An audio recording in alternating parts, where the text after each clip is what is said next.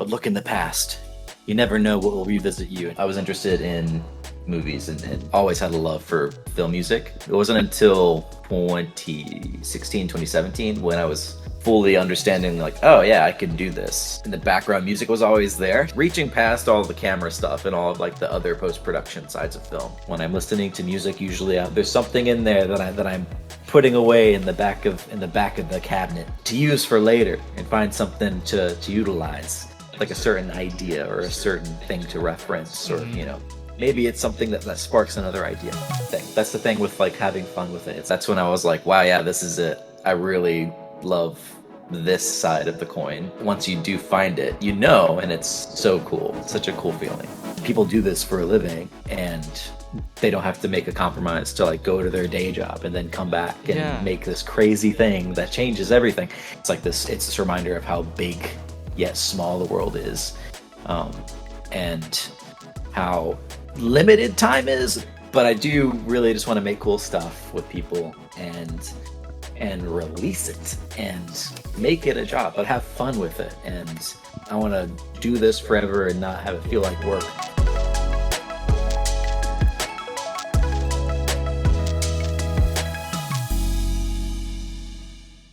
Hi guys, welcome back to another episode of Hidden Record. We have a wonderful guest here today, and his name is Brooks Leiby. Did I say that right? Yes, sir. Yes, I said it right. My name is Kino Manuel, and you can follow us on Instagram. My Instagram handle is DP by Kino, and for this channel, it's Hidden Record. And Brooks, what is your social? My Instagram is my name. It's just Brooks Leiby, no space. Also, you could look at his profile picture. Is it AI generated? Or it's you? Oh no, that's a real picture. That's it looks really an older picture. But it's cool because I found a trick where like if you do on iPhone, you can create stickers from your pictures. Oh. So if you hold down on like you or like an item in your picture, it'll cut it out, and you can save it as like a new photo or a sticker in your sticker folder. And it drops the background into black. It's almost like a clipping mask in a way. Just a really quick thing. So I did that, and I was like, ooh, that'd be a cool profile picture on Instagram. Well, guys, you just learned the first tip of today. This is how you create a really cool profile picture on any social platforms. This tip is sponsored by Brooks Leiby. Okay, all right. So, dude, oh my gosh.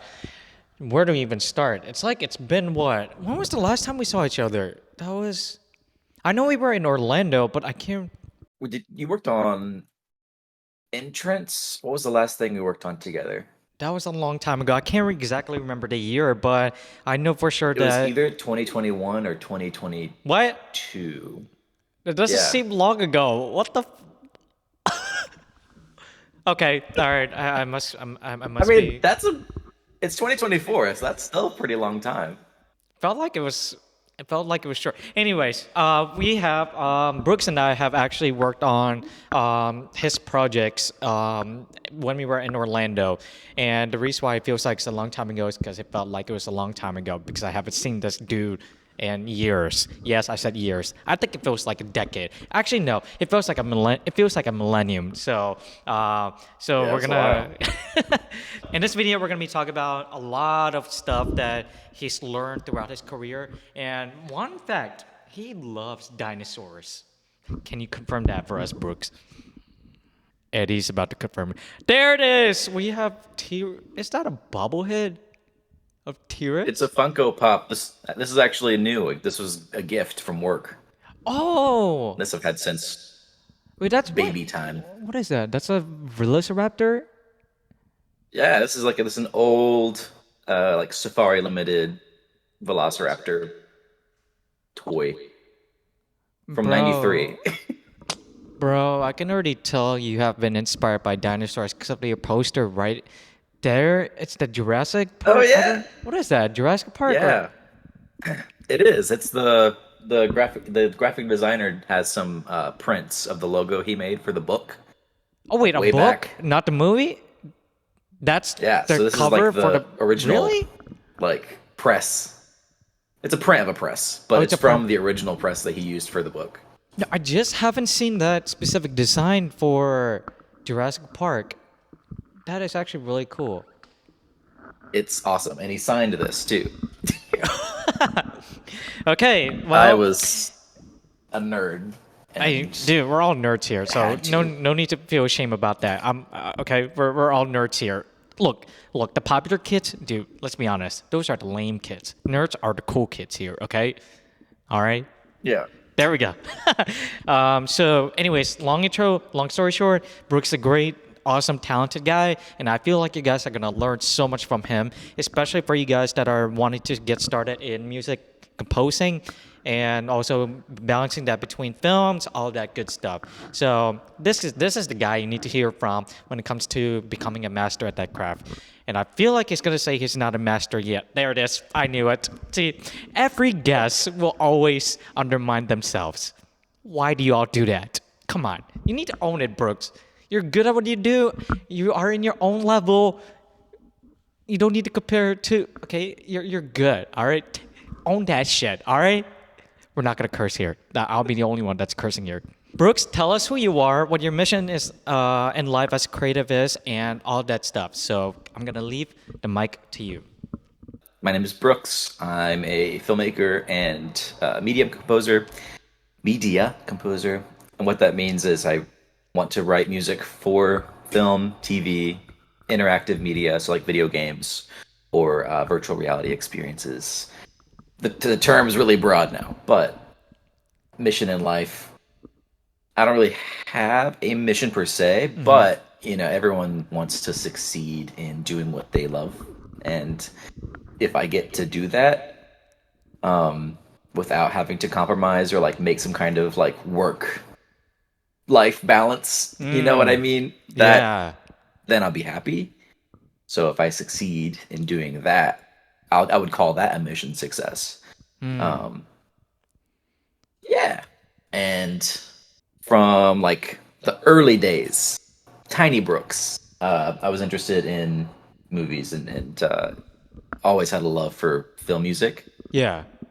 But like it wasn't until 2016, 2017 when I was fully understanding like, oh yeah, I could do this as like first just for fun because when you're making short films, fully realize, oh yeah, someone could make the music and it can be original and fully tailored to the story you're trying to tell. Um, so I ended up taking that on while also fulfilling other duties on shorts. And I mean, when we worked together, I was directing for the first time on a short film, and Yeah. I come from a background of like video. I was shooting weddings, editing weddings, short films, getting like grip work on or PA work even Yeah. on commercials in town in Myrtle Beach and like some things in Orlando. Um, but in the background, music was always there. So then fully reaching past all the camera stuff and all of like the other post production sides of film, um, and fully grasping music in film. That's when I was like, wow, yeah, this is it. I really love this side of the coin, and Really? yeah, like going from there, because I could go on a huge tangent about everything.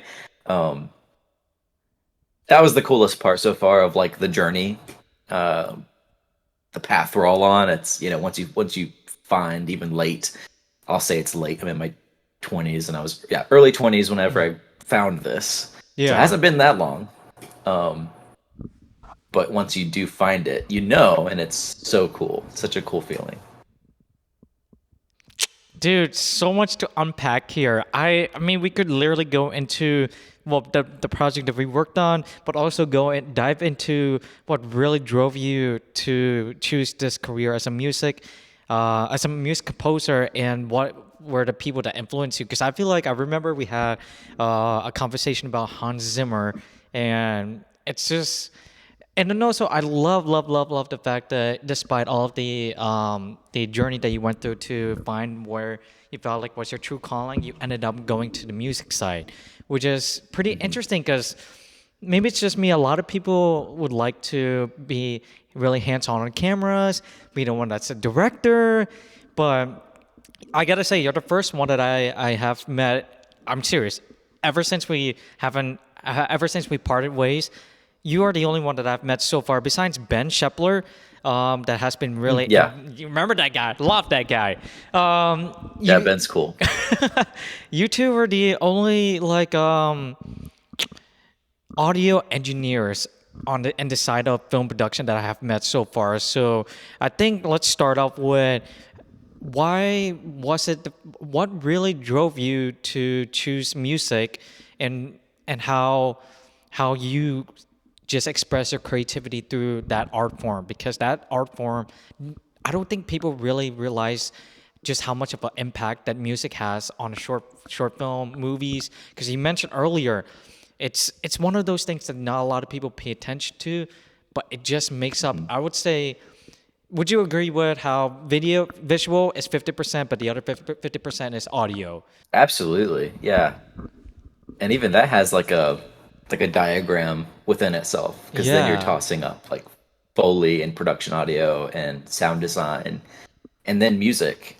And I mean, I feel like if you ask different people, you'll get different answers.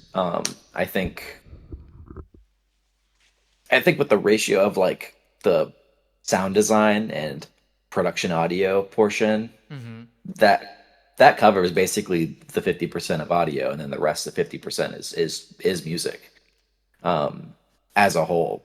I mean, you'll have different people wearing different hats, like music editors and copyists. If there's an orchestra, the musicians. Um, so there's that, but I feel like that's a different cookie cutter there. But yeah, the music side I think is especially very important with how audiences receive a film. Um, Sometimes I say that the music's only as good as the movie, which I don't think is true anymore. But there's some truth to it. There is some truth to it, I think, because you can watch a terrible movie with a story that doesn't make sense, but the music could be incredible. And the technical level, you could be humming it, downloading the soundtrack. Yeah. Same with video games. Um, I mean, like people talk about Helldivers a lot. I don't think that's a game that will be like narratively received as like a critical thing. You know, it's not going to win like the Oscars of video games in terms of story, but people be humming that music though. It's got a crazy soundtrack. So that was another tangent leading into Hey, something dude, else. first of all, we're gonna make something real clear here. Tangents, vents, whatever. I want to show everyone why you're so passionate about this stuff. So don't ever feel like you have to rush through your tangent. We're here to listen to you, dude. Okay?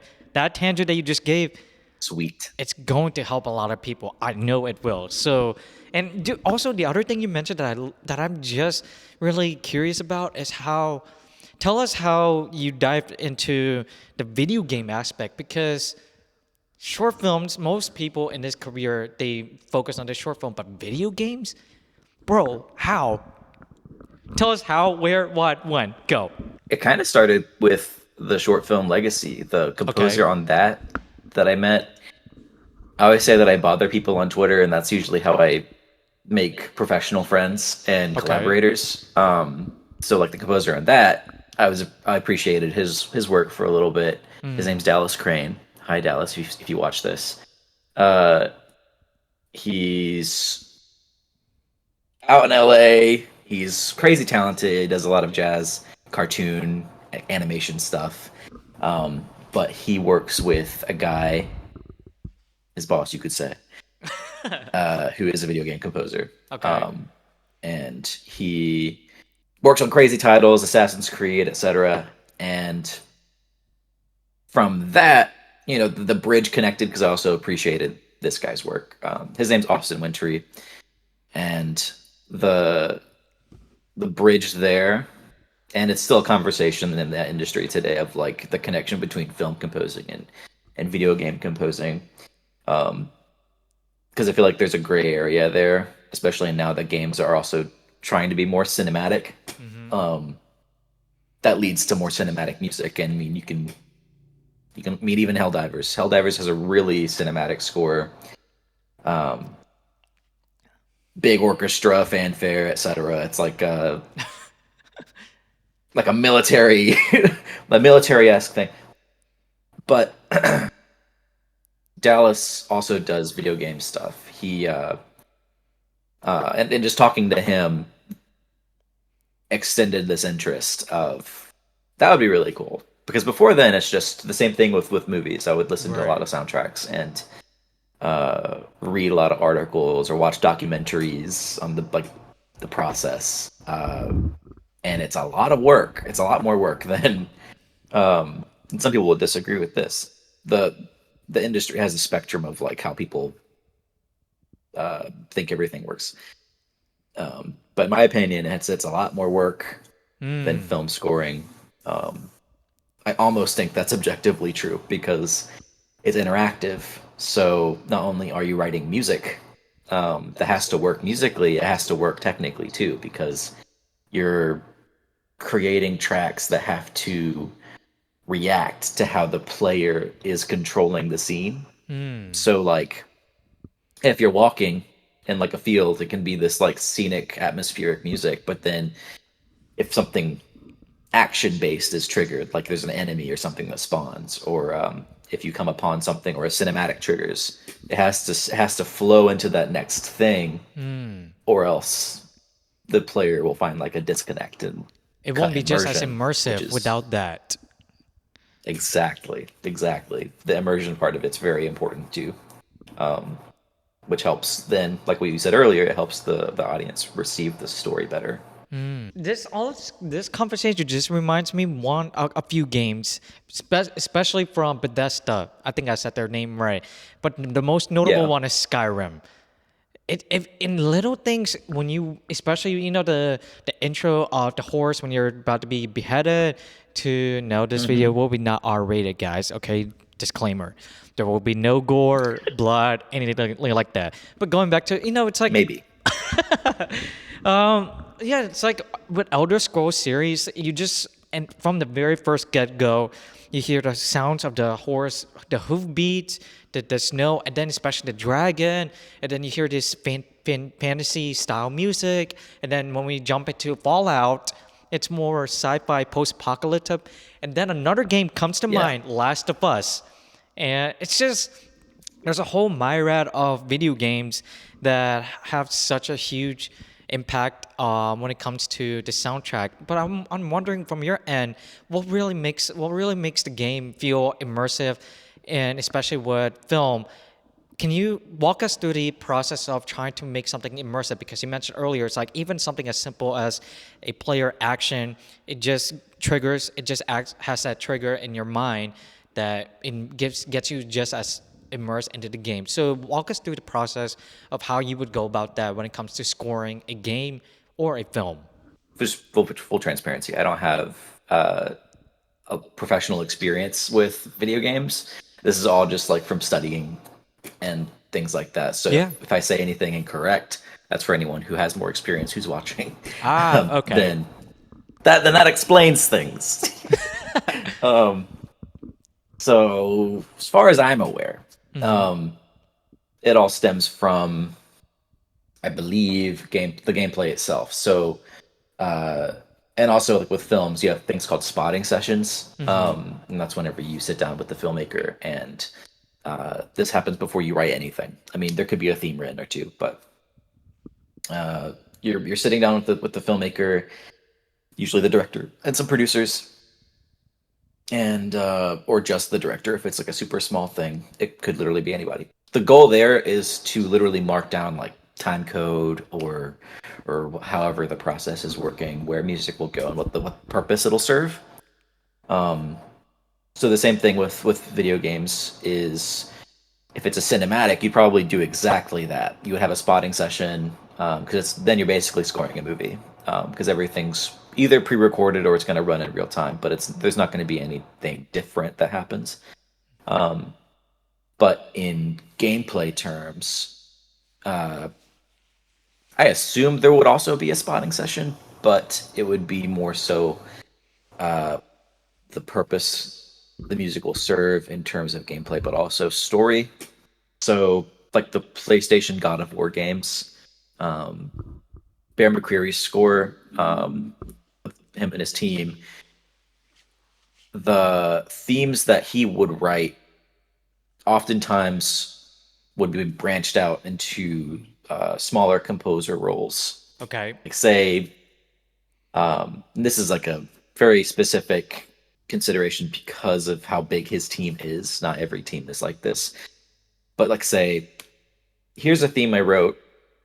There's a battle sequence or a boss fight Okay. that takes this long, approximately, for a player to beat.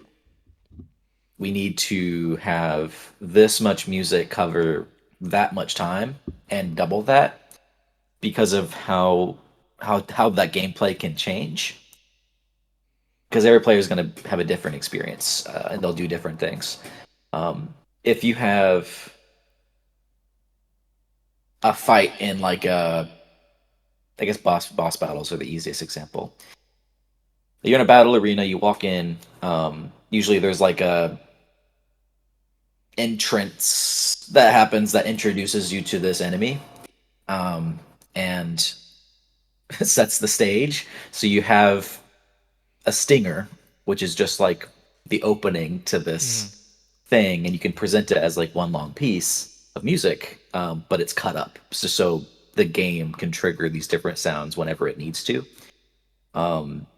Once the game starts, then you have like this loop. So then you write this extended thing that could be like a minute long. But if this fight takes 5-ish minutes, you can write it in parts, or you have to write it in a way where it can seamlessly loop.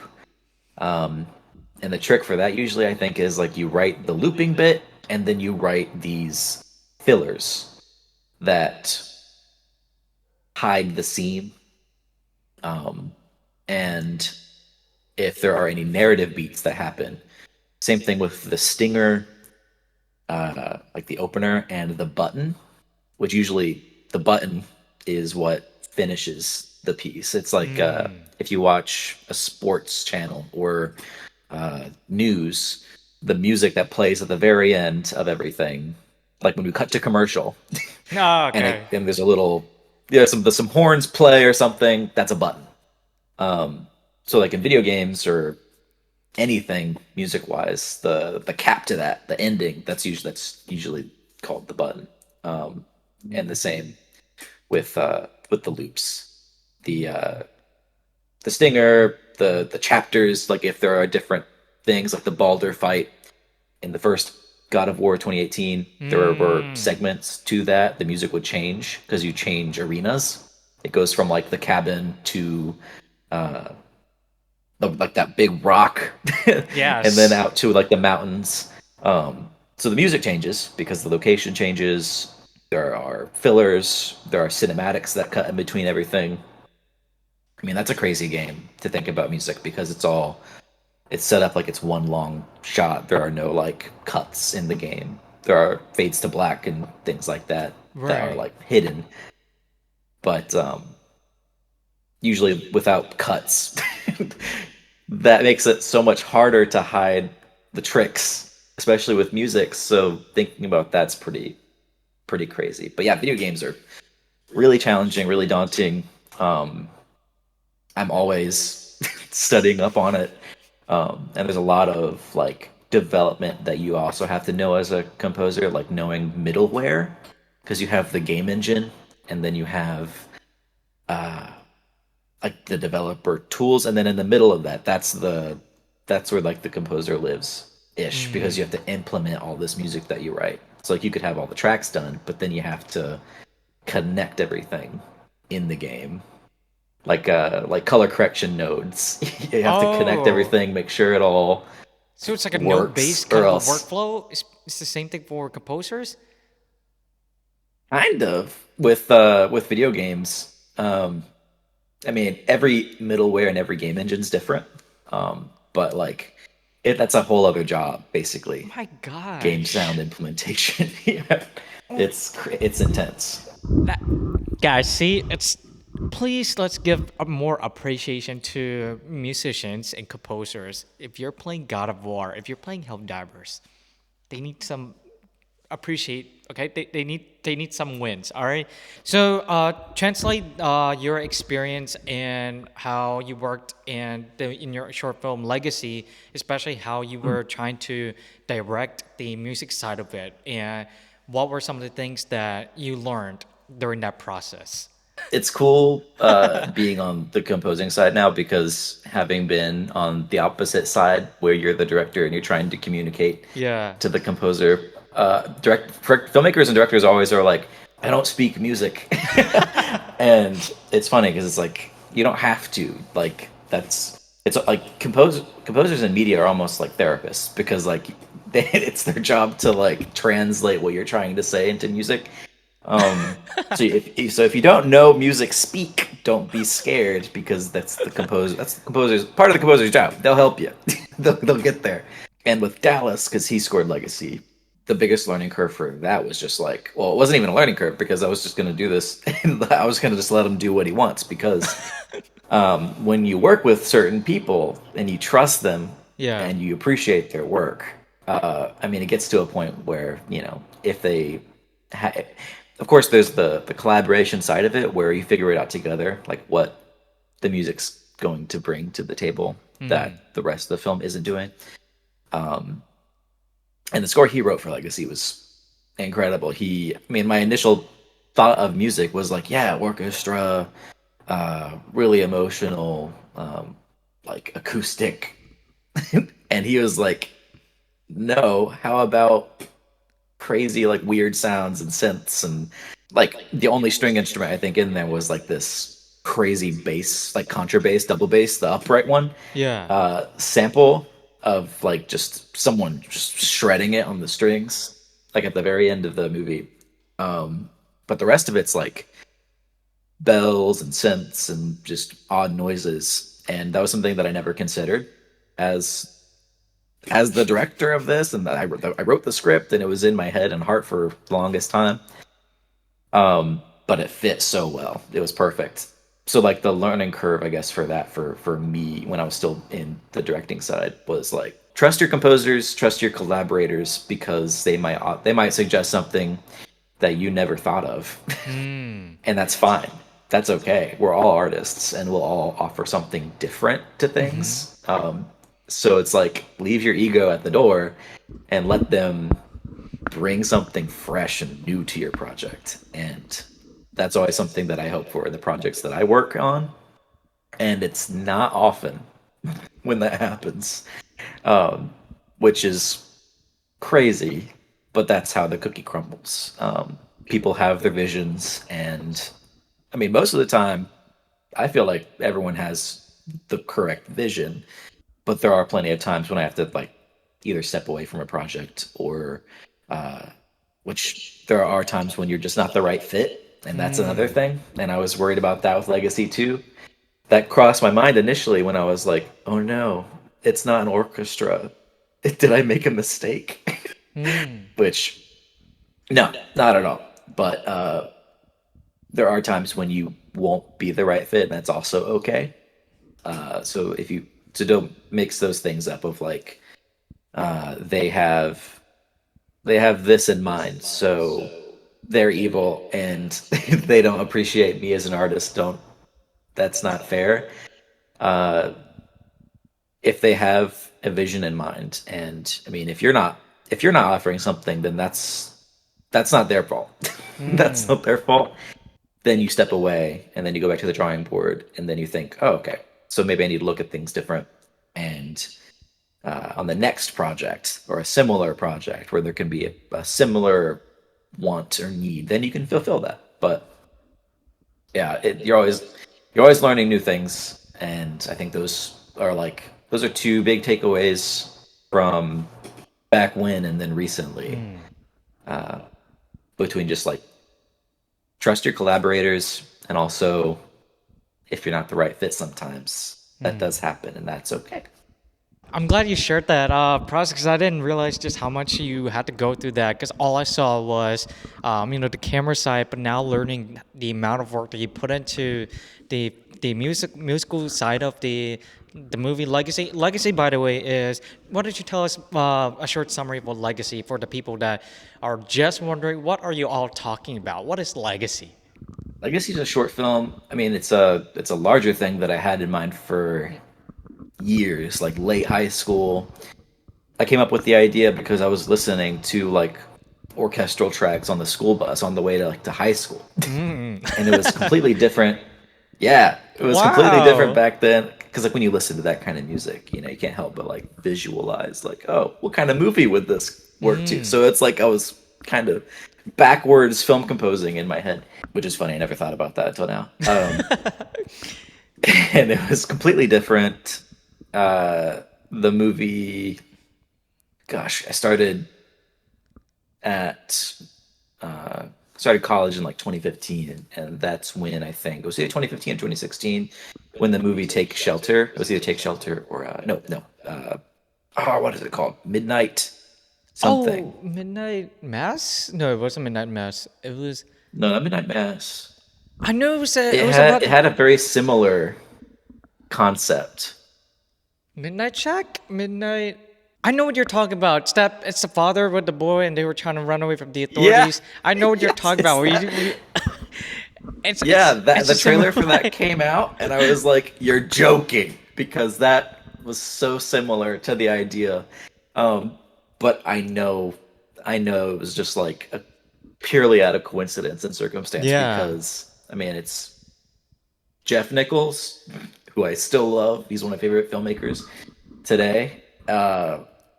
I mean, it had an incredible cast, and there were just things in the trailer that were sprinkled around. When I watched the movie, it's very different, but the trailer, I was like, "Oh my god, this is that.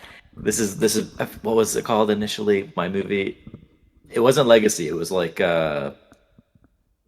something really stupid and dramatic, like Red Dawn or something like that. But that's A Red Dawn? not Red Dawn, the high school World War movie. Yeah, that's a It was classic something movie. else. Yeah, I love that. Yeah, turned out not to be like that, but I still really like that movie. Mm. The name of it's gonna come to mind at some point.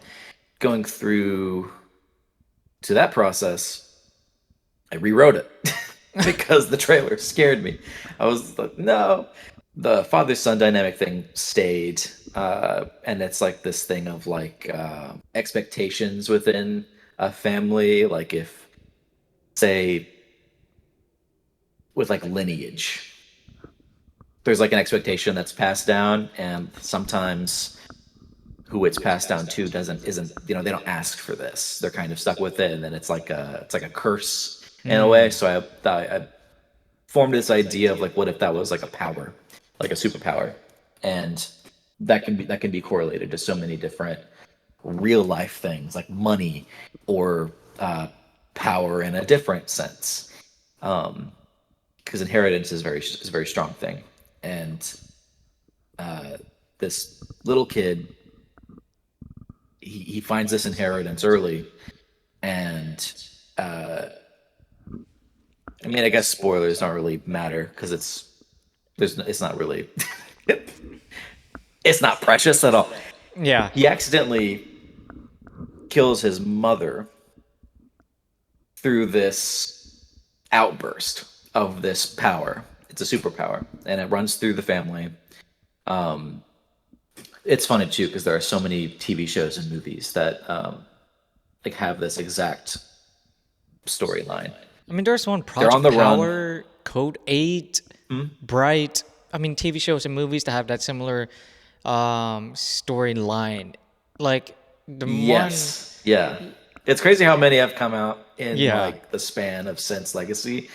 Because it's crazy. I always feel like there's a weird coincidence in projects in like large and small. Because right now I'm noticing this is a tangent, but I noticed for some reason there's like a big market for movies with big fluffy creatures. It's a weird thing because like there's the Imaginary Friends movie, and then there's the horror movie Imaginary.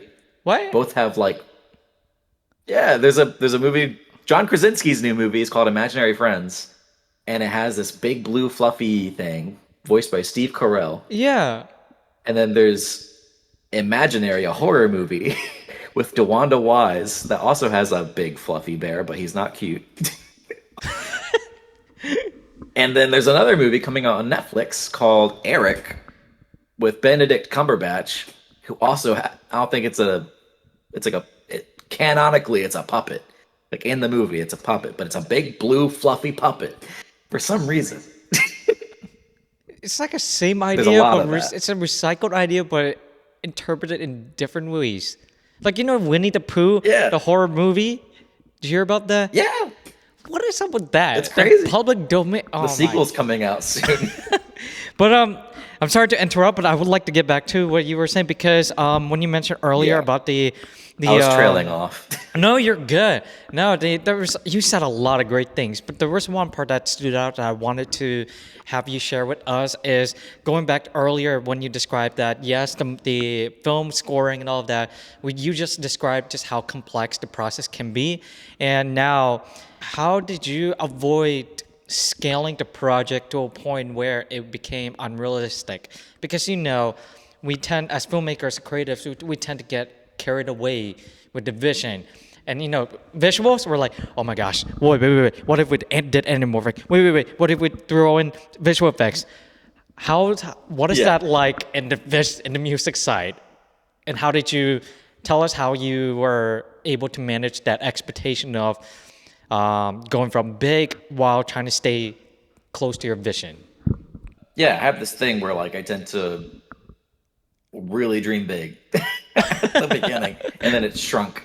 But like it's funny because every project where there's like a talks of a budget, I'm like, man, yeah, bring up the 100-piece orchestra, like big. I need everything.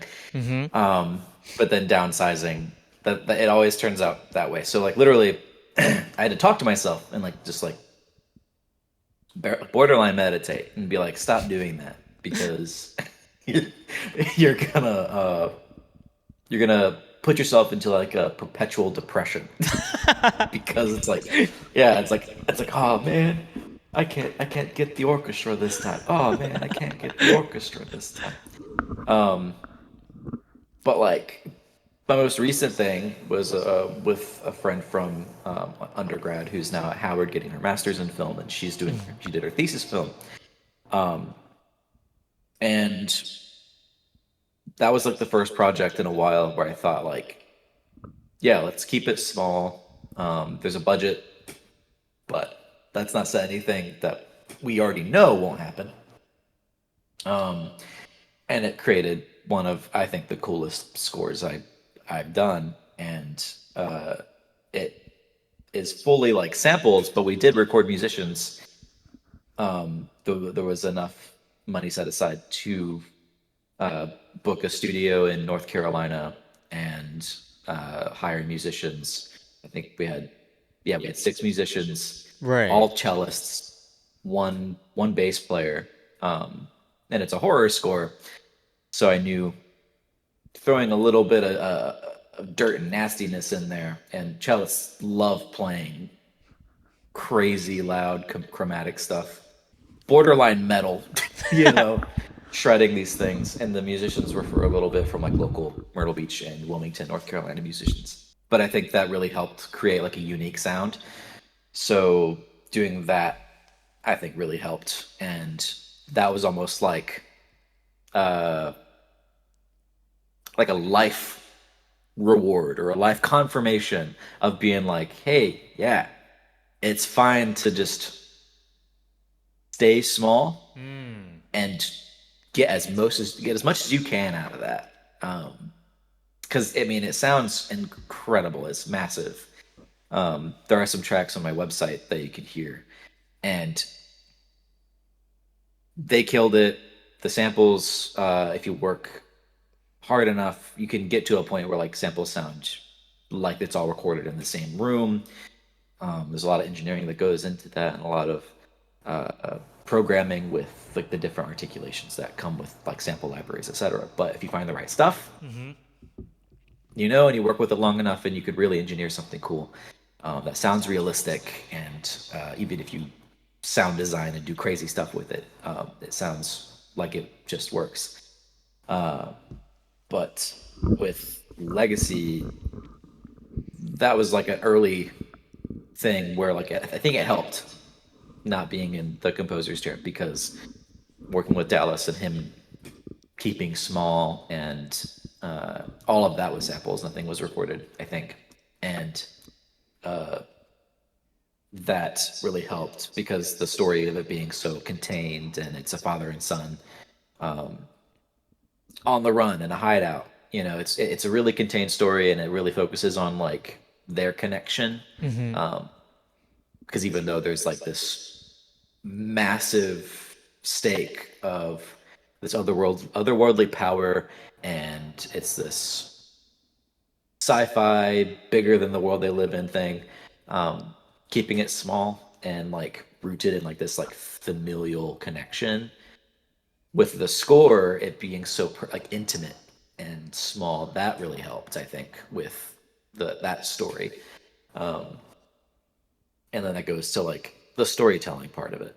If it's a huge project where obviously, if it's like a big like fantasy thing, I mean, Star Wars, I don't think there's a score that went small. It's all pretty intense and huge, and that's just how Star Wars is. So like if you get a Star Wars project, it's probably going to be big, but that's usually what the world and the story needs. Yeah.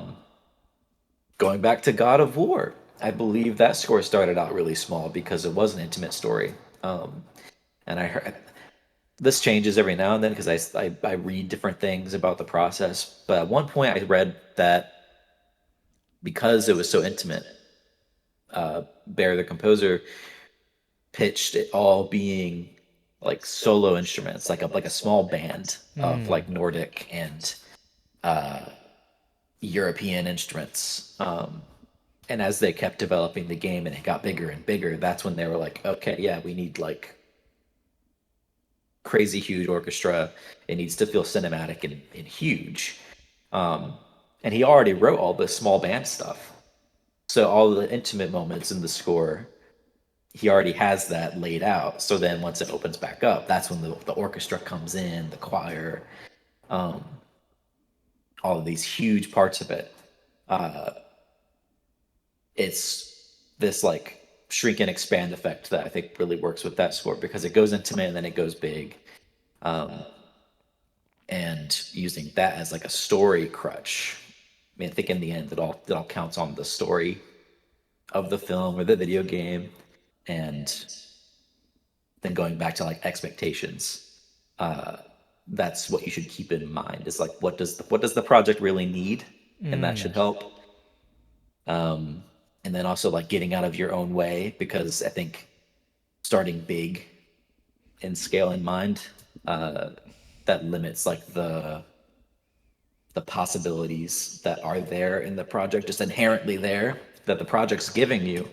You just need to set aside those like, oh yeah, just big orchestra, the standard, and then you can really do something special, I think. I don't think people realize just how powerful having restrictions and constraints on your project can be, because whereas when everything is endless, you are now stuck with this options paralysis. You're just like, oh, I want this, but I don't know if I want that, and this and this and that. Whereas if you know that you have strict rules, dude, you know what I'm saying? I could see you just doing the composing, and you're just doing this. Oh my God, this project's so cool. But then you're going through the, I don't know what music software like FL Studio or Ableton, but I could just see you doing this. Okay, I like this string. Ding. Wait, no, this bell. Wait. And then before you know it, you have such a huge amount of collection of sounds that you're not even gonna put it. You just spend hours choosing because the scale of the project is just so big. Couple Yeah. things I wanted to. Can you tell us the how involved are you with um how involved are you with, between composing the songs for the films and video games? Let's focus on the films. How involved are you when it comes to that collaboration side? I mean, there's a project that I've been talking to like the editor because he's also doing like the sound and stuff. And there's conversation there. I mean, it's not always on like the smaller projects. Usually, you don't talk to the editor at all or any other sound people. Okay. But that's just because like just how small the team is. Usually, like the director plays the middleman or whoever you're talking to. But on certain projects, including this one recently, the editor and I have been talking because sound design and the music is really important, and they go hand in hand in this project. Narratively, there's a piano, so there's been talk of like the score being all piano, and just like going interesting with that because it's also horror, so a lot of detuned stuff and atmosphere. But with that, then it's also like the editor is already incorporating certain sound effects that are kind of musical, but they're purely just for effect, and for him to edit to. So having that conversation and being like, yeah, so like this is happening here, and it kind of covers this frequency. So whatever you write, you might want to be up or up above it or below it. So then it's not fighting with each other, and then people can hear the layers to it. And that's kind of the main thing. It's like if you do talk to the sound or editor guy, it's going to be like, hey, yeah, so this sound is here. Just letting you know in case something needs to change or if we need to change something. I hear stories all the time of like, what was it? I think it was God of War is going to be mentioned a lot because the Bear was talking about this one thing. It was either God of War or Rings of Power. It was one of those. One of those. It was a fantasy square, and it was Rings of Power because he was talking, or the sound people were talking to him, and they were like, "Hey, yeah, you need to change this one part in the music because it's fighting with the dialogue, or we can't use this. Just letting you know, like this part of the score won't be used." And Bear fought back, and he was like, "This part of the score is extremely important to tell the Oh, story okay. because it's all thematic." And if you've seen Rings of Power, it's like there is a theme that changes over the course of the show. It starts as one and it becomes another thematically and story wise.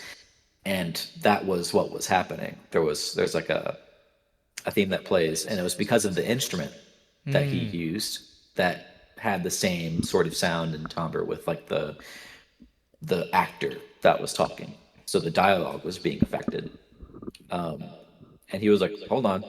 And then, like within an hour, he re-recorded on a different instrument. Luckily, it wasn't like a big orchestra, so it didn't have to take a week to re-record it. A week or a month, it can vary. The It was like a one of the solo instruments, and re-recorded that, sent it back, and that was fine. So there's a lot of that sort of stuff too. Where on bigger projects, you might have a lot more conversation and things to consider between like the different lanes of post audio. You might merge. You might merge a few times. I don't think people understand well enough. Like I feel like there's a misconception that you just listen to it and just pick a sound and just drop it in the timeline just because it sounds good. Which leads me to the next question. As a music composer, when you choose the sounds, can tell us how, let's say, happiness, what does that sound like to you, and how are you able to put something together to evoke that specific emotion for happiness? The same way for sadness, depression, joy, surprise. Walk us through your process of choosing sounds and how you're able to put it together to create that specific emotion, especially when you connect that from audio and film. Because we all know There's violins are sad. That's the crazy thing. A violin can also be very bright and jovial. What? Really? So that's like absolutely, yeah, man. Like What? I could try. I could spend an hour trying to come up with an Bro, example. all right, I'll give you. But, All right, we're gonna give you five minutes. Go, let's go. like when writing Hmm. the instrument and how you treat the instrument's always part of it.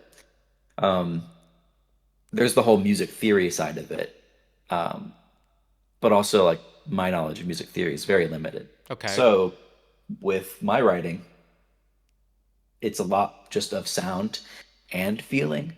So I'm always going across the keys, trying to find the right chord or the right note to start with, and Okay. sometimes even in the DAW that I use, sometimes I'm just putting in the notes, command click. I'm just drawing it in, and sometimes you find the melody that way. And even if whether it's a melody or whether it's a chord, oh yeah, the I think a good example on a short film I did, a documentary. There's a it was a behind the scenes documentary about a documentary, and it has this closing crescendo that features a violin on the top line, and it's a chamber orchestra. It's nothing big. It's all samples too, but it's this like happy ending, and the way you write it, and there is a music theory thing to this. It's like the top line always ascends no matter how the chord changes. Okay. I forget whose theory this is, but doing that, you reach this like apex of it, and in the certain sample that I used, if you hit a key a certain way, it ties the note together because they recorded the violin like it's like sliding up the neck. So instead of it just like changing do do, it's like do. So it's like this like singing color to it Hmm. with like violins and cellos and violas. There are no frets, so you can add little texture things like that, where like you can shift the note with a slide, or like you can bend it, or how you bow it. It's just this really bright color to it, and it really like make it almost makes like a shimmer. So it's almost like when you see like water and like the little light glistens off the top. Yeah. It like adds that effect, and it's just like this really bright and happy feeling. Which is funny because that's just how I write. I just write what I hear, and if it makes me feel bright and happy, I mean, it could feel different for someone else, but that's like the goal there. It's like, ooh, how does it make me feel? Just reactionary of the film, and if I feel like it ties to the beats of the story. And Well, you just said reminds. Please tell me you've seen the element of no the close counter of third. Uh, Close Encounters of the Third Kind. in at the end. And then the lights, please tell me you know what I'm talking about. The lights, and then the sound of Absolutely. notes. No one, how Close can you Encounters is one of my not forget? favorites. Like, that scene is so iconic. It's just the way they were able to tell the story with the lights. But the most important, it wasn't when I watched that. It wasn't even the lights, but it was the music that they paired visually and audio. What's that? Yeah. Sonically. It was that. It was like it's like, bro, I can't. When you just described what you were talking about with the emotions, it also, another movie comes up, Ratatouille, I don't know how to say that, when they were eating the food and you see the colors, but you see the music, and then it's just, Yeah. it's so beautifully well done. And then one more movie, Yeah. Inside Out. Pixar, the Inside Out, the happiness, emotions, and then especially when Riley was sad, you have, bro, oh my Yeah. gosh. That's such a unique score too. Like Michael Giacchino, who did both. He did Ratatouille, and he did Wait, really? what was the other one you just mentioned? Inside Out? Or Yeah, and Inside Out and Ratatouille. And they're very different scores, but yeah, he. I mean, there's the that's actually a great example of of the shift between a violin, because yes, you have like the happy da da da da da da da da da, and then it can shift into, oh no, his wife's dying. yes. spoiler for the opening. And then it gets all sad, and it all depends on the performance and like how it's written. But then yeah, Ratatouille also is like so cool. Up. I think I was talking about Up, not Inside Out. Yes. But Inside Out is such a unique score for him because it's like he usually goes all big and does orchestra, but then I think Inside Out was a lot of like smaller. There were like some synths in there, more shimmery stuff, sound design almost. Which there was also a lot of sound design in music, but in the film side, there's the Foley and sound design of that. But in music, usually it's like the synths, or if like we put a recording through something that makes it sound deeper, or we throw an EQ on something because it's too bassy and it's cutting something else out. I mean, borderline like mastering is basically sound design for the orchestra because it has to sound clear, and usually the recordings don't come out how you want it.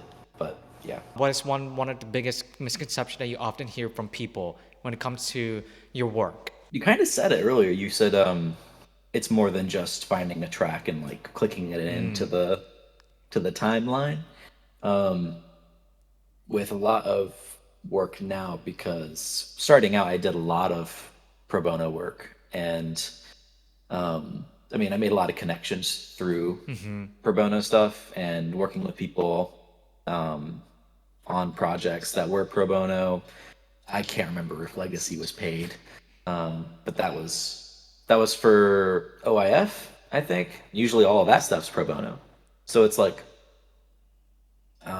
that sets an expectation, I think, with the amount of work someone does, and that goes into the thing of like how much are you worth, and that kind of goes into the whole business side of it, because I mean, someone recently was like, it's not show fun, it's show business. And if you don't set $1 to your name early, that gives people the opportunity to really take advantage. And I mean, I've been on the other side of the coin where people felt taken advantage of by me. That's not a great feeling. So then you have to confront that and fix that. So then you stop that, and then also you prepare yourself for that not to happen to you. So like one misconception is like writing music's very time consuming, and if you're hiring musicians, I mean, the budget takes care of that, but then usually what's left of that afterwards, that's then what the composer pockets or puts into the business or the next thing. Okay. But if it's like a solo thing and it's just the composer, it's just what's in their tool set, then I mean that then spikes up what that dollar amount would be. So like if you itemize everything, how many how much does your sample set cost? Okay. How much is the toolkit? If you're working with a mixer, what do they usually ask for? Or like if you're using a facility, your DAW. I mean, how expensive is that? If you're using a subscription for certain things, Okay. take that into account, and then work with your collaborators. You can talk with them and say, hey, if I charge this much, what do you think of this? Or if you have this need for this thing, how much would I charge someone or think? And then see what people think about that, because that can one affect the relationship that you have with people business wise, because Okay. if you set something too high, then it's a struggle for them to work with you, and if you find it too low, then you're kind of cheating yourself. They kind of turned into like a business TED talk almost, but the We just took a 180 from personal to business, which is perfect because that's okay.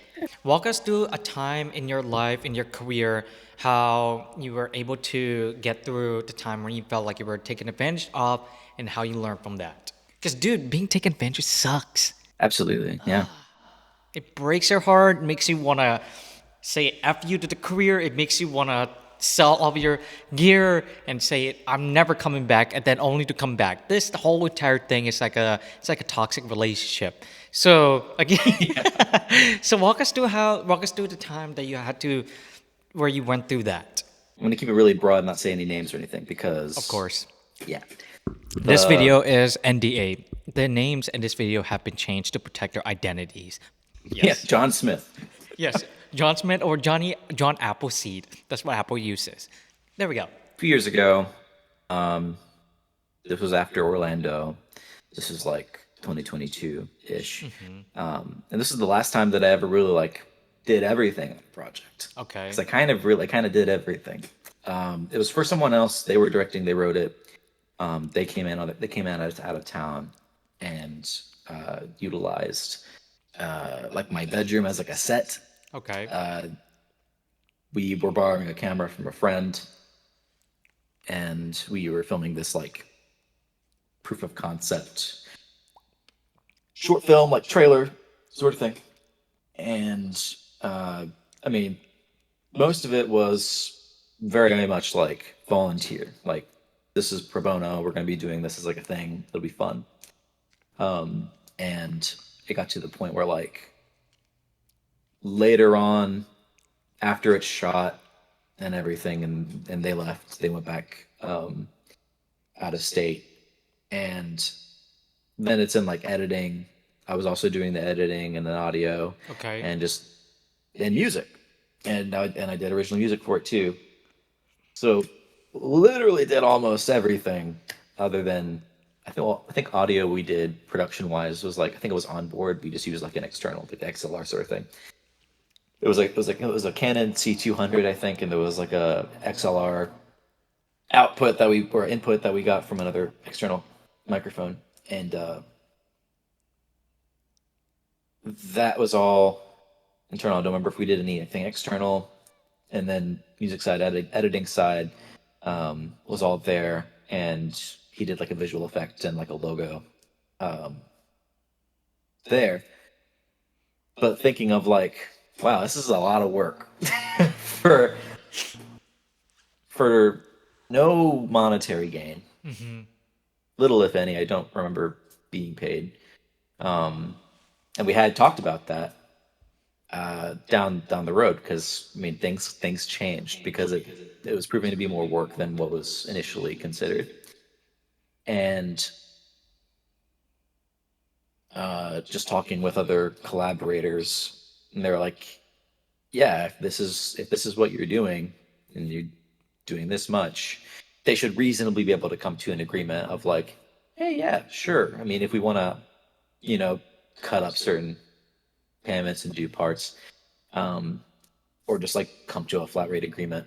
Because in the end, it all came down to that. Just like there was a lack of consideration of like of time, after the fact of like a separate agreement. I think we both set expectations separately, and then they kind of fought with each other in the end. Those expectations. So that left me and the other collaborators then like in a weird bubble of like, yeah, it's a bit odd. Let's not do that again.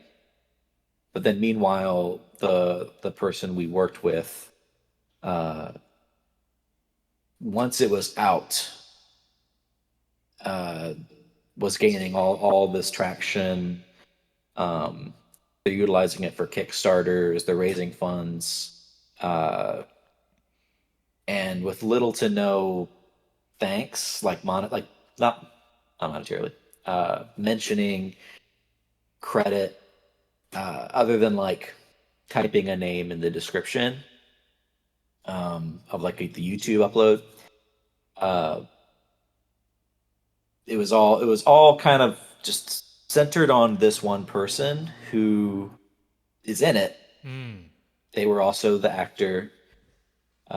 They wrote it. It's kind of like their passion project. Okay. So of course they're very much in love with it. But then you work with people, and if someone does the work, you would think, hey, let's let's put their name out there, maybe if we're not gonna pay them, um, which didn't happen. So it's like a long list of all these strange things that could have easily been avoided, and I think that in the end impacted the friendship side of that because we are friends. I'm not gonna say we were friends because I think that's poor spirited. Um, we are friends, so you kind of have like weird expectations, or not weird expectations. You have expectations of how certain things should go, and then once it's like weird in a professional or business side, then it's disappointing. I guess is the word. Um, so there's that, and I guess that's like the that kind of ties into the misconception of that goes both ways between client and composer or filmmaker or whatever you do is like knowing how much you're worth.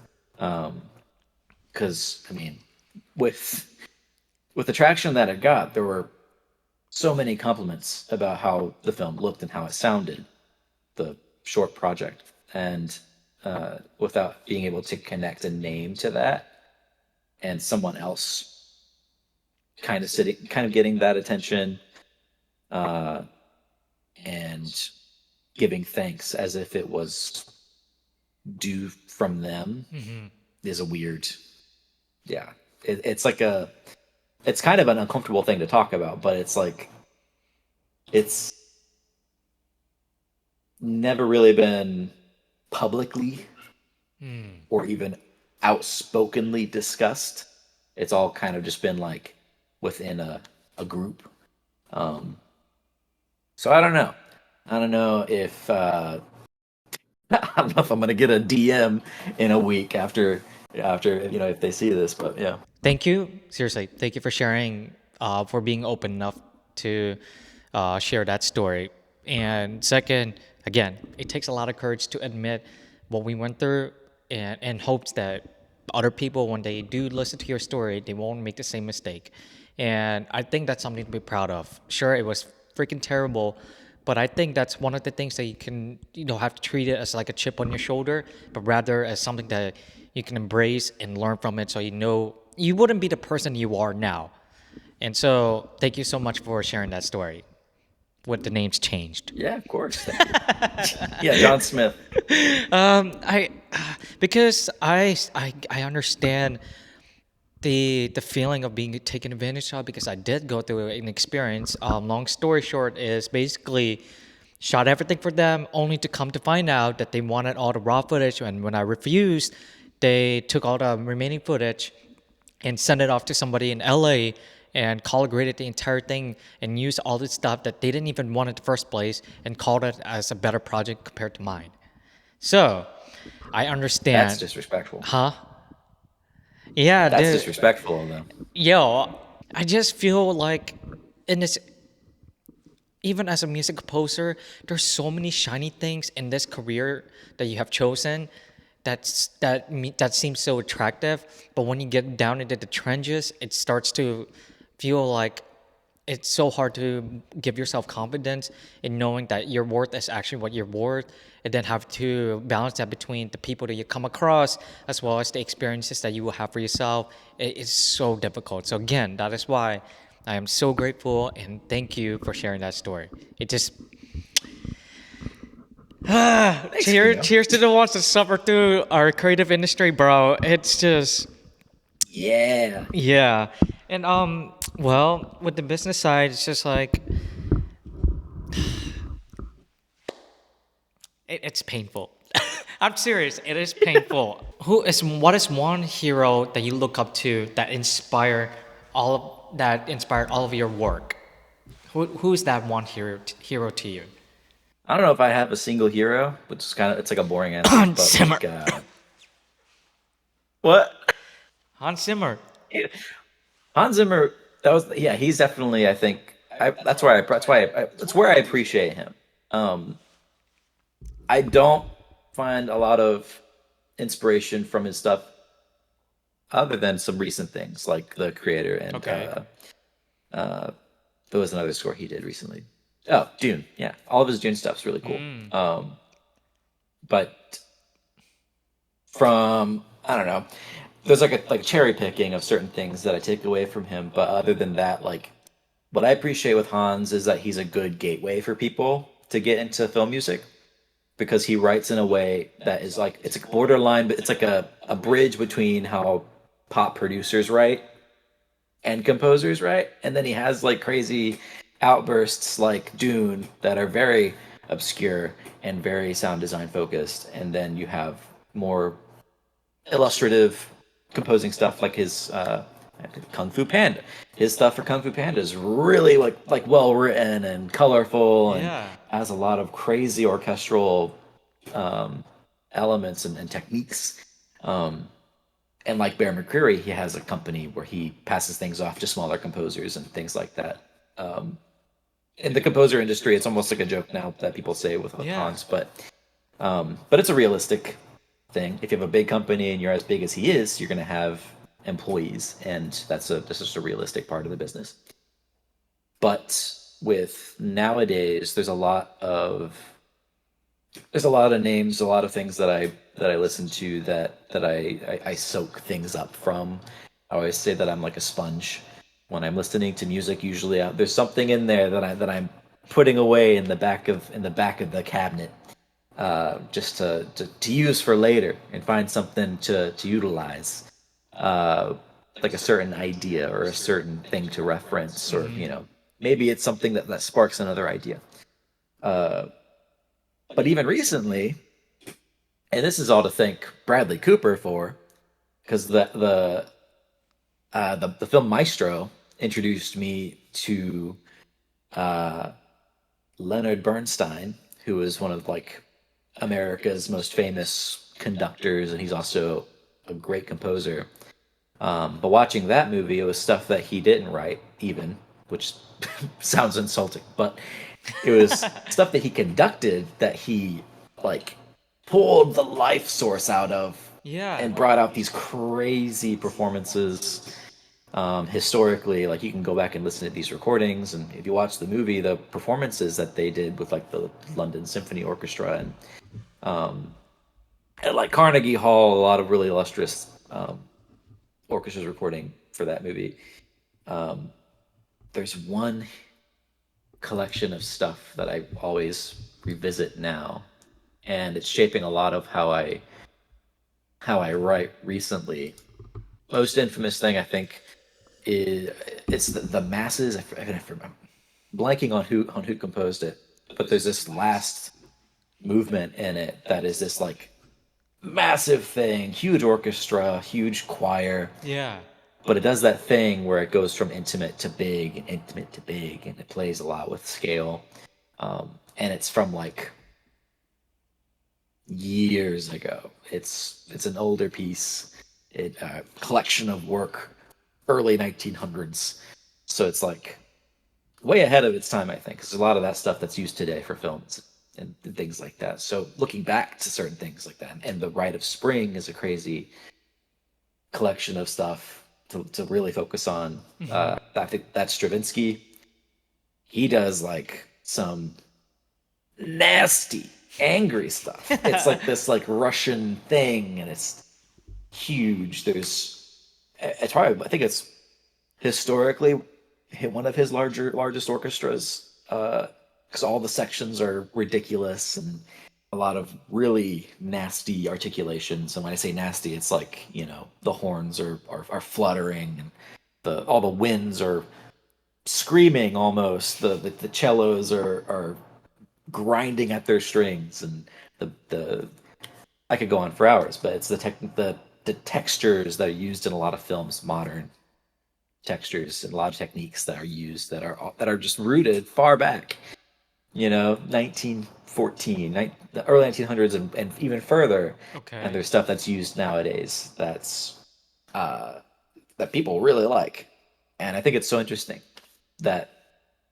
all this stuff can be found sprinkled throughout, like the history of music and how things can be repurposed or continued. Yeah, it's just really interesting thing that I find there. And Is there a historical period where you just, for some reason, are so drawn to, and you like implementing some of the sounds that you've heard from a specific historical period into your work? Because it sounds like you're interested in classical and orchestra based off of what you have described so far. when I was in uh, grade school, that's where I started my music stuff, my music learning, Yeah. music school. Uh, so I started on viola and I started to learn cello. So like being that's where I started. So all the strings, that's where Brooks began with Okay. his obsession. Um, That's the so sound. That's the music sound for the flashback. yeah, Little Brooks. I remember it like it was yesterday. Um, but yeah, my love for the orchestra hasn't shifted at all, and I think it's even more so now than ever. Hmm. Even if I do a score that is synth leading or it's more sound design, I'll always find a way. I'll always find a way to get the orchestra in there or some kind of orchestral Yeah. instrument or some kind of acoustic thing because I love the acoustic. I love sound. I love instruments that just sound incredible off the bat. You don't have to augment anything. You don't have to do anything crazy. So even like quirky instruments like the banjo. I love the banjo so much because you can make some Really? crazy noises with the Why? banjo. Absolutely. Like I mean there's different kinds of banjos. I'm about to bubble gump some banjos. No. I have a resonant banjo that Okay. has this chamber that makes a very unique resonant sound. So like the instrument's just designed to be loud and contain this like sustained note. And banjos have that timbre where it's kind of tinny. It almost sounds Okay. like it's a string in a tin can. It's got a very particular sound. But then you use it on scores like Last of Us Part Two because Gustavo he went with banjo for that instead of the Ronroco for the first game. Um, and you can get some really interesting sounds out of it. I mean, they bowed the banjo, which is such a cool modern sound. Bowing guitars, bowing banjos, bowing whatever with a string, and yeah, I don't know, it just creates a really interesting sound. And that's the main thing. That's the thing with like having fun with it. It's like you can get an orchestral instrument, but then if you just start beating it up, you know, I have a cello, I have a violin, I have a guitar. It's all stuff that I don't play in a sense. Okay. I can make noises out of them. I can play my viola, but other than that, I don't have much training in anything else. But with the cello, mainly used for sound design and texture and adding a little bit of life to samples. If I can't hire a Hmm. cellist who knows how to play, then it'll be me. It'll be me beating up my cello. There was one part that I love that you said. I play all these instruments, but I don't play them in a sense, which led me to think about the specific saying, "Master of all, master of none," that kind of thing. So where Yes. I'm really curious how you say you may not be a master in all of the instruments. Where are your biggest strengths when it comes to putting all of them together? With composers, you have to kind of know how the instruments work. So then it's like you have the sample set in front of you, um, and with how sample libraries are made, Yeah. everything's mapped to a key, and the software developers then can make them sound realistic by how much they record and how much they tie the notes or what expressions or articulations they choose to record. Okay. So then tying from like the player there in the recording, knowing how the instruments work and where their strengths are at, if that makes sense. Uh, really helps in terms of when you're writing. And I think that's just where my strength is. I think I am a really good uh, utilizer of the instruments, the various strengths, and sometimes the weaknesses are their strengths too. Because I'm trying to think of an example with What's your kryptonite to your music skills, buddy? Tell us that. No, my kryptonite. yeah, Let because me you said see. you said weakness is also your strength. They all have their peaks, but they also have their falls. So like, say a certain instrument can't or doesn't sound great at a certain Okay. range. If the film kind of calls for something strange sounding, use that. You know, that might be better than anything else. With me, I don't know, man. I have so many things that I don't like to use. It's funny because it's all just in my mind. I guess yeah, like, one of my strengths is not guitar writing. Okay. I can't read chord sheets or whatever they're called, tabs. Yeah, I can't read that. So whenever I'm like mapping things out on a keyboard for a guitar, I mean, in my head, I already know it sounds wrong because What? it's not how guitars are played. I mean, you have to I feel like you need to have the knowledge of a guitar to make it sound really convincing on keys. Um, but then that's like the strengths of like I have training with classical bowed instruments, so I tend to know where on the keyboard they sound the best. Obviously, like there's like that family of like violins are high, violas are in the middle, cellos are between the lowest range, and then basses are the lowest range. Same with horns or brass instruments. With that, it's like trumpets, horns, trombones, tuba. You don't necessarily want to play that at its highest range because it sounds kind of crazy, um, and like you can hear like like the spit running through it and things like that. So like, uh, but if the film calls for something that might need that, then go for it. Uh, Same with like solo bass trombone Hmm. where the microphone's like right up to the cone or the horn or the bell. I think that's what it's called. You don't want to record that usually, but hey, it might work for your project. Um, Well, okay, yeah. wow.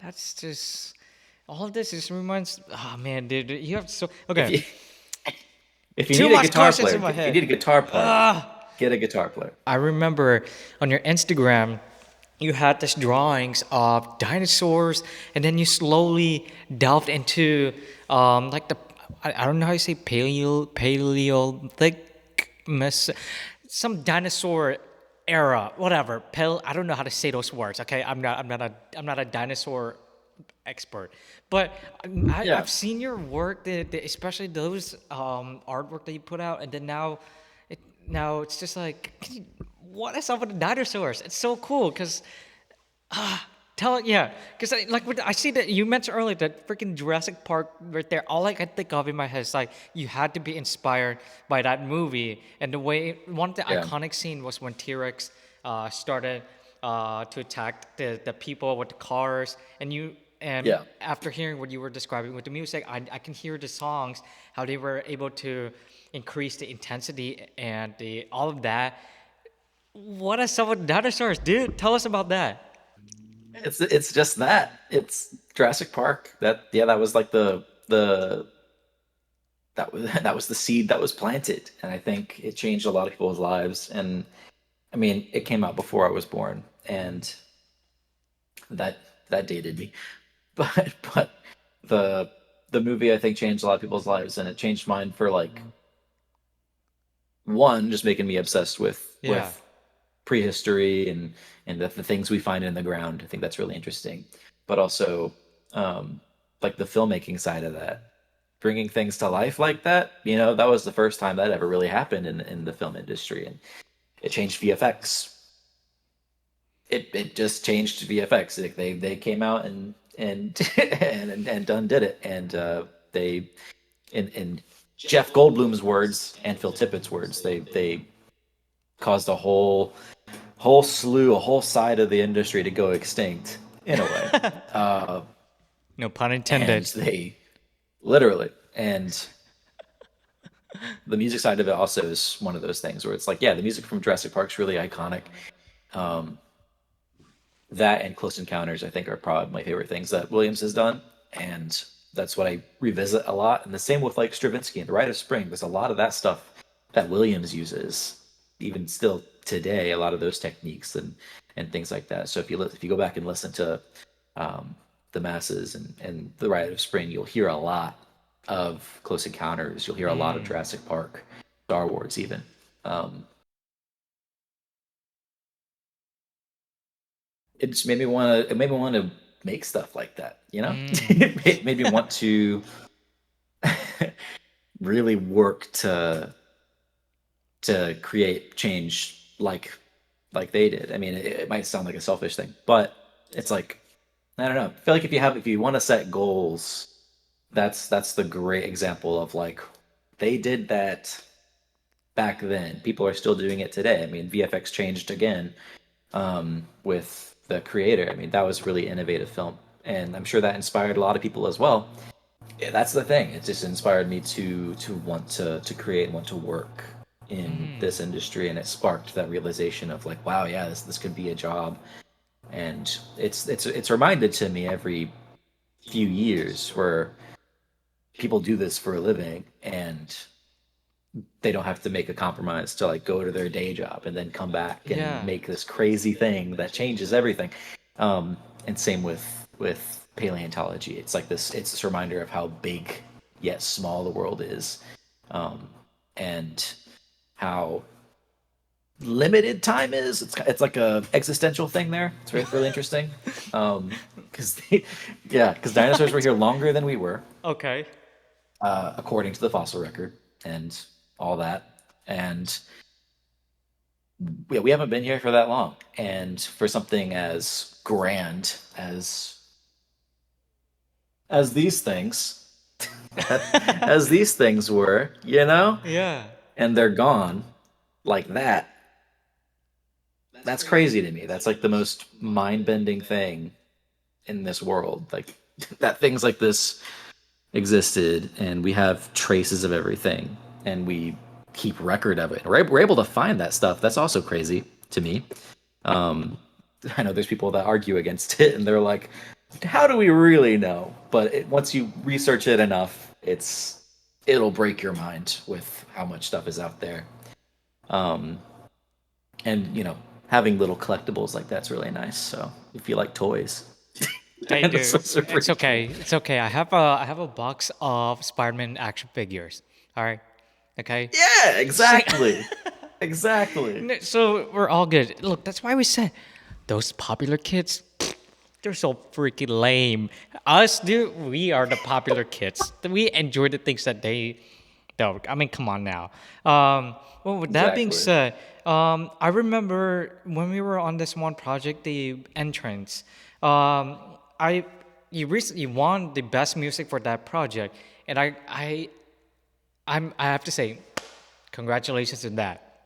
It's gotta be Thank you. it's got to be one of those feelings where it helped validate your concerns when it comes to um, navigating this career, because we need validation for what we do, and oftentimes when we don't Absolutely. get any of that, we're just like, fuck y'all, I'm out.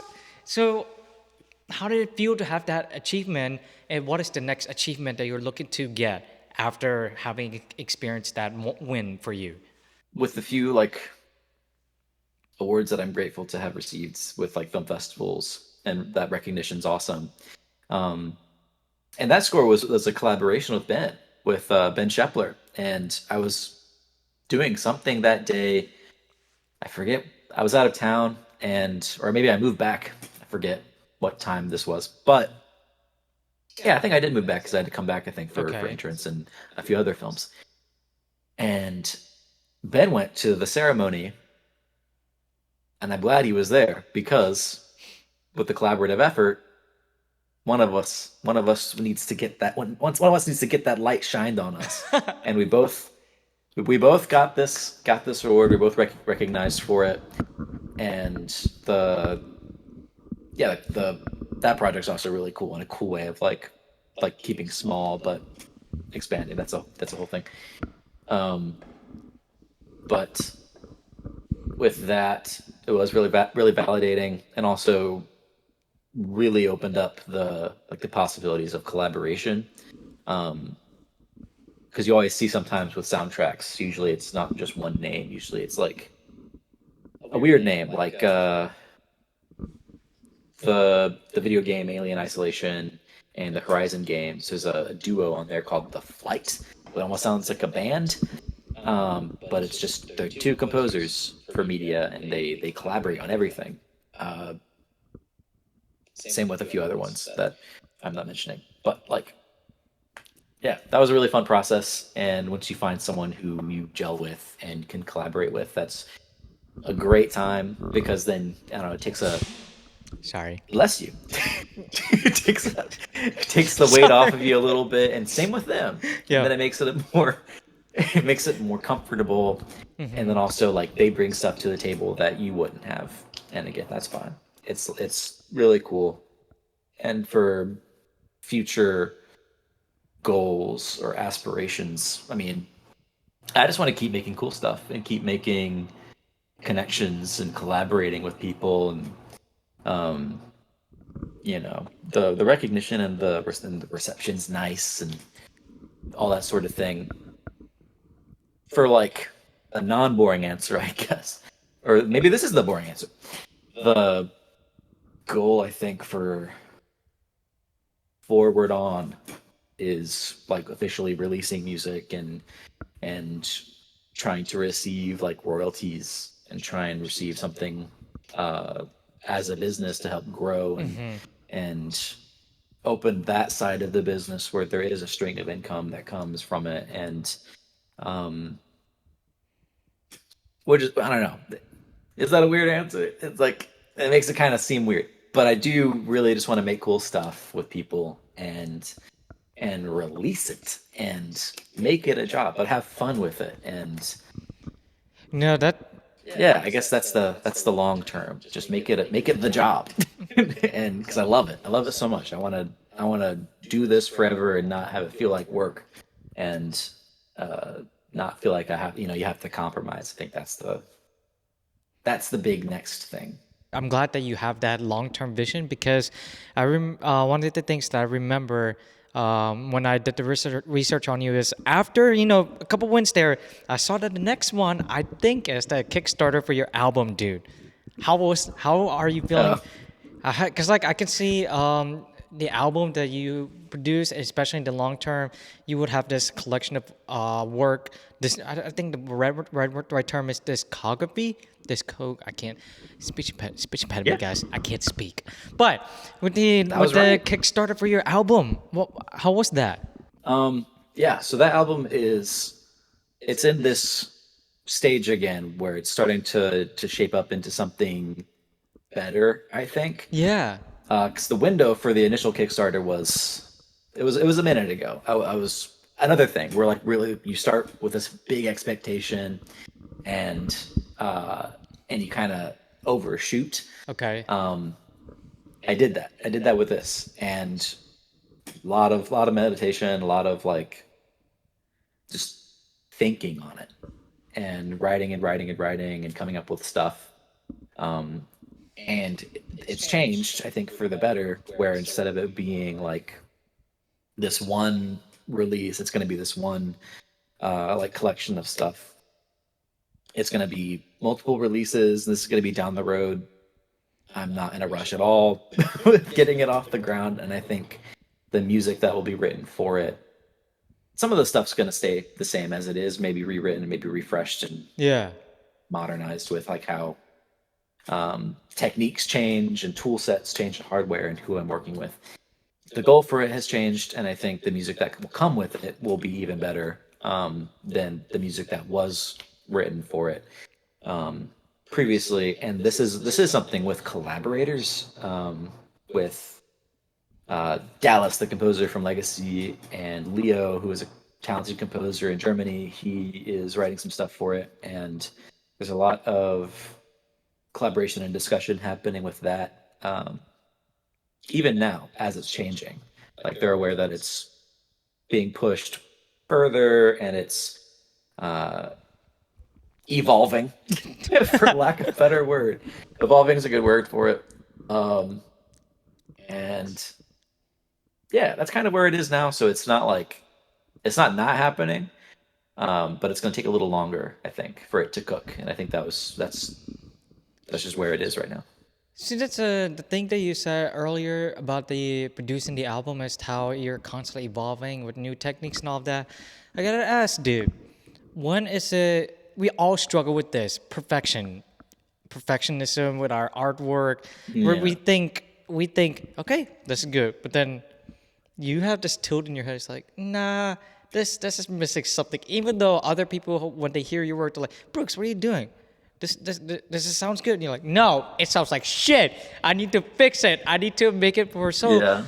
with that being a evolving, never-ending evolving process for your album, at what point do you tell yourself that it's ready? Because that's really hard. You kind of have to.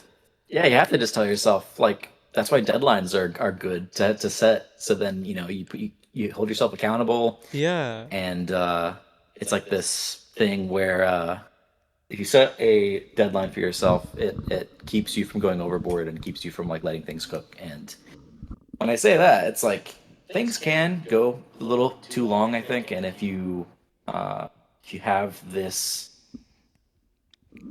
anchor of like, okay, I need to stop at this point, that kind of sets you up to go ahead and just be okay with what you have. And a lot of times it'll be that of like, yeah, one person's like, yeah, sounds great. But then in the back of my mind, I'm like, no, but this one note. this there's One literally note. just this one thing that no one else is going to notice. But every time I hear it, it's gonna scream at me. I'm gonna make a pun right Same with now. like, It's causing yeah, trouble a exactly. lot for you. Get it? It's causing Yeah, trouble. Okay, I'm gonna shut up now. Continue. it's causing trouble. It's dropping the bass. We're almost close to this end of this episode, guys. I'm sorry, but if you want to see more content like this, subscribe, like this channel for more, and we'll have Brooks on in a future episode. If you're learning a lot, let Brooks know because these are all valuable information that'll help you further your career as a musician. And maybe, just maybe, you might be the next composer for Star Trek, or Star Wars, or the Jurassic Park. See? Who knows? We'll leave it up to chance. Okay, now we're about to dive into the closing. Unfortunately, guys, Brooks must depart real soon, and I have to too. But we'll see you in the next episode. So we're gonna go with the closing. Brooks, we're gonna have some remaining questions, and we will never talk to each other ever again. Does it sound like a great deal? Okay, great. The first question is like, after everything you discussed, I really appreciate the fact that the challenges that you went through of getting taken advantage of, and now you have this exposure to the dinosaurs, and now you're going through this. You described to us about the orchestra, how you're so in love with those big, like it's big grand music like Dune. What is one project that you have that you haven't worked on that you would like to try out? I think we talked about this, but yeah, I'm not holding anything to it because I don't want to get myself too excited. Yeah. But like, I'm always bothering people about projects Yes. that are like, hey, I think I would be a great fit for this. Please let me, let me in. And I feel like I'm always it's like the Eric Andre, let me in. Yes. Yeah, that's yeah. So like anything dealing with like prehistory or anything that's with dinosaurs, whether it's some kind of sci-fi movie or series or video game, I'm always trying to get in there, get my name put into the hat, you know, just so then there is discussion and there is some sort of point of me getting in the light, so to speak. Um, so that that's the dream thing. I would love to like the Dream Brooks project is fantasy because then the orchestra comes in, just has to. I'm sorry, I don't make the rules. And then like the close familial or anything emotional with the story, because then I don't know. I feel like the best music comes out of that stuff, and dinosaurs. It's that simple. It really is just that simple. If there are dinosaurs, Brooks is happy, and yeah, that's the. I think that's that's the goal. Just keep giving Brooks dinosaurs, um, and he'll be set. Now I like projects that take really cool, grand sci-fi, but presents it in a really well put emotional or introspective story. And there are plenty of projects out there right now that are in development that I'm at the bars, I'm shaking them, trying to weasel my way in there. Yeah, because I know it'll be so much fun, and I think the projects have so much potential, and uh, yeah, let me write your music. Let me do Yes, it. Brooks. What's your socials for those people that are looking for someone like you? What's your social? Instagram is my name, Brooks Leiby without a space. Twitter is Brooks_Leiby, and I have an inquiry page on brooksleiby.com, and there you can look at previous work and Hire him. some session stuff. Hire him. I recommend his services. Even though I'm a deaf person and I can't hear his music, I still recommend it. I still feel the passion that he has in producing stuff. So hire him, guys. Okay. Now the other thing is, what is out throughout your career? And yes, you are still young, and you have yet to experience the greatest wins and the greatest loss. But where you are now, what is one lesson that you can give to people that want to follow your footsteps? It's not so cheesy. Oh But look in gosh. the past. You What? never know what will revisit you. And look in the past. What? Wait, really? That's Because that's kind of what I did. Things like things like going into cinematography and editing and all these other like production things. yeah. That's what I was like. Yeah, I was in love with it, and I learned so much with it, and I think that really helped. That really helped with baking myself into this post production side of music and any editorial stuff, because then you have the knowledge of these other roles and things like that. That's good. I think that's a good tip too, actually. Branch out, try other roles, like direct a short film, Okay. act in something, find other things to really feel out these other lanes of the road. So then, once you find the lane that you fit in best, you can stick to it. Or like what I said, look in the past, because I had the realization, like with short films in college, when there was no one around to do the soundtracks, and we had people that had scheduling issues and things. And if there's something you can do where like you're like, yeah, I'll do it myself, sometimes that becomes what you really like. And that's kind of what happened with me. It's like we did short films in college, no one could do the music, and then I was like, oh, I played viola for 10 years, so in an orchestra, so I know something about music, so why don't I give it a shot? And and then yeah, here we are, all those years later. So look in the past and see what you did previously, because maybe that'll, I don't know, maybe that'll help you in the long run, because it helped me. So it sounds like there's a lot of value in taking a reflection in your journey. And dude, this goes back to what you just said earlier. You said how you found it interesting where people, they past historical pieces have always been somewhat sample, or the inspiration from that can always still be found in the modern history, like at the times we're now. So that's why when you said, okay, that makes sense. That's actually congratulations. You're the first person who actually has that advice, because most people would say, be strong, be passionate, Don't take shit from everyone else. That's the first unique advice that I've heard from That you. too. Which one? Don't take shit from everybody else. I agree. I agree with them too. Yeah, you have to also stand up for yourself because it's easy to let people walk all over you, and Well, yeah, they're yeah. not wrong. They're not wrong. Or look into the past to see those who have shit on you. Step over you. Tell them that you're gonna prove them wrong. But anyways, do you have any last words for the things that we never got around to that you would have loved to talk about? Were there any last words that you have in mind? Not really. We covered a lot. And I Okay. mean, if anyone has any questions or anything with this, you can comment.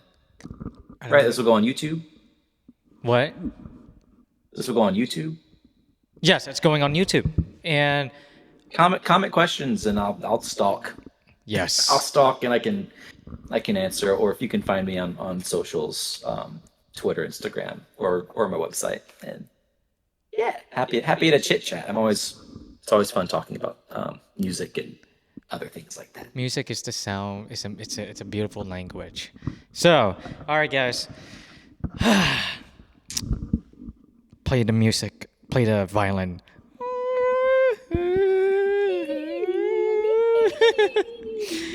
This is the closing. If you like this channel and this video, don't forget to like and subscribe. We will always be here to provide quality content to help you throughout your journey, and you will be able to get connected and feel related to people like Brooks.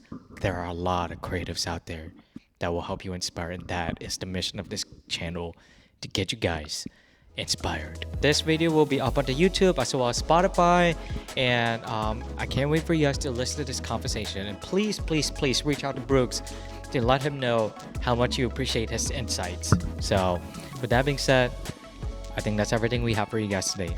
And cut!